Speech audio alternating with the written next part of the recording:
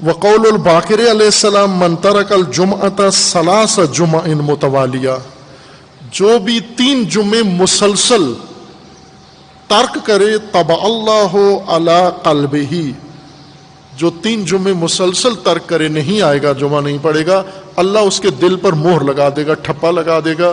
یعنی منافقت، بعض روایات میں سری منافقت کا ہی لفظ تھا کہ اللہ اس کو منافقوں کی فہرست میں شامل کر دے گا جب تک اس عمل سے ترک جمعہ سے باز نہیں آتا، توبہ کر کے نماز جمعہ شروع نہیں کر دیتا، اللہ اس کے دل پر مہر لگا دے گا. اب شہید فرماتے ہیں فَأَيُّ مُبَالِغَةٍ وَنَكِيرٍ أَعْظَمُ مِنْ هَذَا.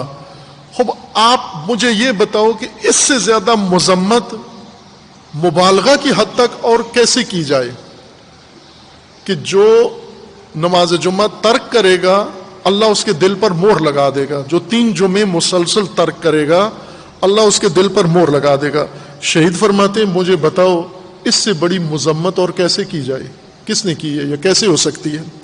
وَأَيُّ مُنَاسِبَةٍ فِيهِ لِلْوَاجِبِ التَّخْيِيرِ، یہ نمونہ ہے زیر کی یہ شہید کا، یہ فقاہت ہے. شہید فرماتے ہیں کہ ایک طرف سے امام باقر اور امام صادق علیہ السلام اور مولا علی اور رسول اللہ صلی اللہ علیہ وآلہ وسلم اس طرح سے نماز جمعہ کا وجوب تاکید کے ساتھ بیان کر رہے ہیں اور ترک نماز جمعہ پر مذمت شدید کر رہے ہیں کہ جو 3 جمعے ترک کرے گا منافق ہو جائے گا. زیر کی فقی کی کیا ہے، سوال کرتے ہیں مجھے یہ بتاؤ کہ یہ مذمت وجوب تخییری کے ساتھ سازگار ہے یا نہیں ہے. وجوب تخییری کا مطلب کیا ہوتا ہے؟ وجوب تخییری کا مطلب یہ ہوتا ہے کہ اختیار ہے آپ کا، آپ یہ کام کرو یا وہ کام کرو. جیسے پہلے مثال دی کہ خصال کفارہ، آپ روزہ نعوذ باللہ آپ نے کھا لیا، جان بوجھ کر کھا لیا، روزے کا کفارہ دینا ہے. کفارہ 3 کفارے ہیں، ایک غلام آزاد کرو کہ آج کل نہیں ہے. 2 کفارے کے خصال یہ ہیں کہ یا 30 افراد کو کھانا کھلاؤ یا 30 روزے یا 60 روزے متوالی رکھو بغیر وقفے کے، ایک روزے کے بدلے میں 60 روزے یا 60 مسکین کو کھانا کھلاؤ. ان میں آپ کو اختیار ہے، آپ روزے رکھ لو، کھانا نہ کھلاؤ، کھانا کھلا دو، روزے نہ رکھو. تخییر کا یہی مطلب ہوتا ہے.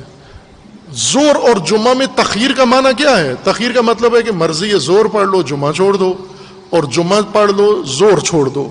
اختیار کا یہ مطلب ہوتا ہے. اب ایک طرف سے تخییر کہہ کر کہ آپ کا اختیار آپ کا ہے، مکلف کا اختیار ہے کہ یہ پڑھو یا یہ پڑھو، اور دوسری طرف سے یہ کہیں کہ جس نے 3 جمعے متوالی چھوڑ دیے اس کے دل پر اللہ مہر لگا دے گا. اب آپ خود تو کہہ رہے ہیں تخییر ہے، اختیار ہے چھوڑنے کا، تو پھر پابندی بھی لگا رہے ہیں، مذمت بھی کر رہے ہیں، سرزنش بھی کر رہے ہیں.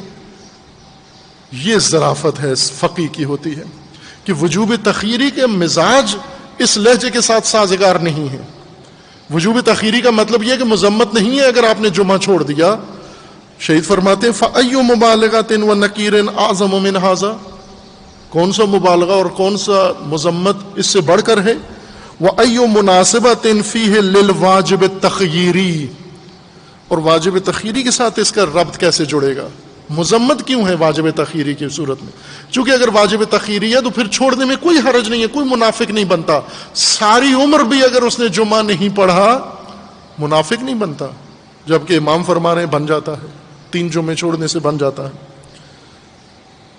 لأن ترک فرد منہ الی الفرد الآخر جائز اجماعا لا يجوز ترتب الذم علیہ قطعا. شہید فرماتے ہیں کہ واجب تخییری کے جو فرد ہوتے ہیں ان میں سے کسی کو بھی اختیاراً چھوڑ سکتے ہیں آپ، اس کے اوپر مذمت جائز نہیں ہے.